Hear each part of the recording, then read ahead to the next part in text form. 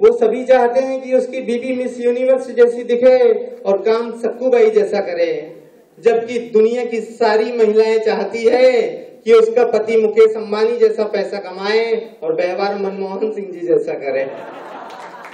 चुपचाप एकदम शांत। मनमोहन सिंह जी से याद आता है कि हम पतियों को बीबियां मनमोहन सिंह बना देती है, वरना पैदा तो सभी मोदी होते हैं। मौका देते ही नहीं साहब बीबियां बोलने का। इसी पर आधारित एक छोटी सी कविता आपको समर्पित करना चाहता हूं। हमारे देश में एक बहुत बड़ी प्रचलन और प्रथा है करवा चौथ का व्रत। महिलाएं पतियों को बहुत किडनैप करती है करवा चौथ के व्रत के ऊपर से। तुम्हारी लंबी उम्र के लिए कर रही हूं, मुझे ये चाहिए, यदि ये नहीं दिए तो उपवास छोड़ दूंगी।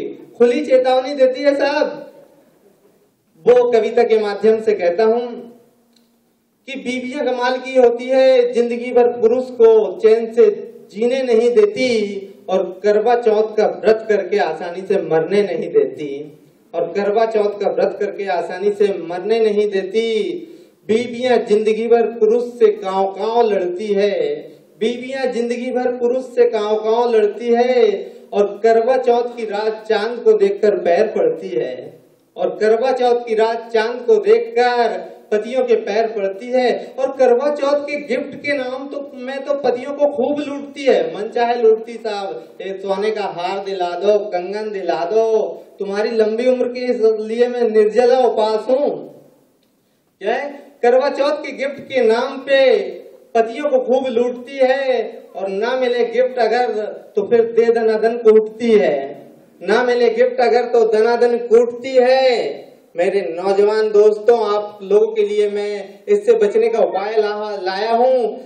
यदि तुमको बंद करना है रोज रोज का झगड़ा, बीवियों के साथ जो नोक-झोंक होती रहती है, वो यदि बंद करना चाहते हैं तो वो उपाय बताता हूँ। यदि तुम्हें बंद करना है रोज रोज का झगड़ा और होना है तुम्हें थोड़ा मोटा और तगड़ा, और अब जिंदगी भर रहना है माला माल और अपनी उम्र बढ़ाना है 20 साल, तो मेरे नौजवान दोस्तों, मैं इसके लिए उपाय बताऊंगा खास। पत्नियों से करवा चौथ की जगह रखाओ मौन व्रत का उपवास। पत्नी से करवा चौथ की जगह रखाओ मौन व्रत का उपवास। ये तो थी व्यंग्य वाली बात।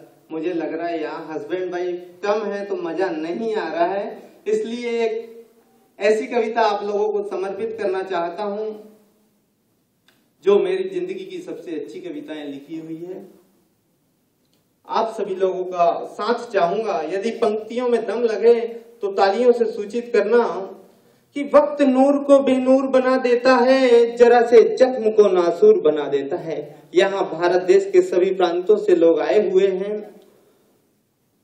वही कविता की पंक्ति कहती है कि वक्त नूर को बेनूर बना देता है, जरा से जख्म को नासूर बना देता है, और कौन चाहता है अपनों से दूर रहना, और कौन चाहता है अपनों से दूर रहना, पर वक्त सभी को मजबूर बना देता है, मजबूर बना देता है। हरी धरती बहती नदी फूलों की बहार छोड़ आया हूँ, हरी धरती बहती नदी फूलों की बहार छोड़ आया हूँ। जब गांव से यहाँ काम करने के लिए आते हैं तो गांव की खेत बाड़ी गार्डन सब कुछ याद आता है। वही कविता की लाइन कहती है, हरी धरती बहती नदी फूलों की बहार छोड़ आया हूँ, कि चंद सिक्कों के खातिर मैं अपना परिवार छोड़ आया हूँ, चंद सिक्कों के खातिर मैं अपना परिवार छोड़ आया हूँ।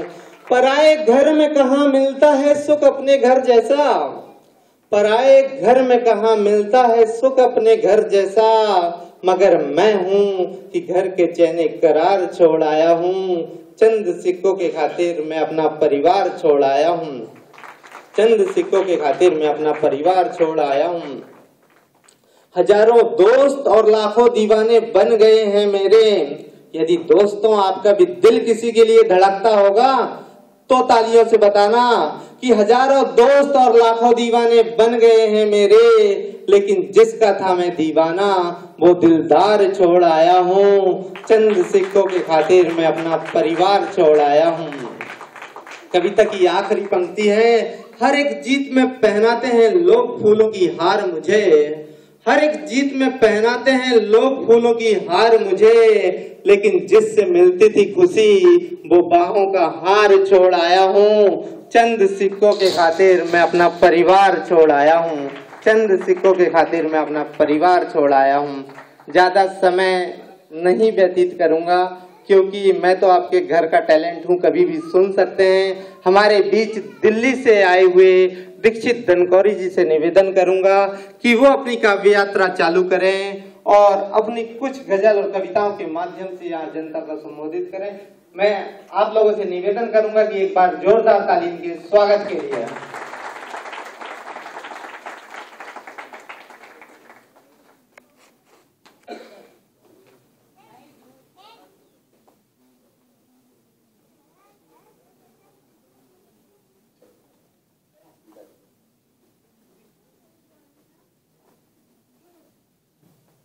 एसआर के सब सम्मानित वीआईपीज, मेरे लिए तो वीआईपीज हैं आप, आपने मौका दिया मुझको। सबके नाम तो मुझे पता नहीं, पहली बार आपके दर्शन कर रहा हूँ। बड़ा अच्छा लगा मुझे, यह आपने योग की सूचना दी। मैं अपना परिचय कर दूं, मैं योग शिक्षक ही हूँ, दिल्ली गवर्नमेंट में योगा टीचर हूँ।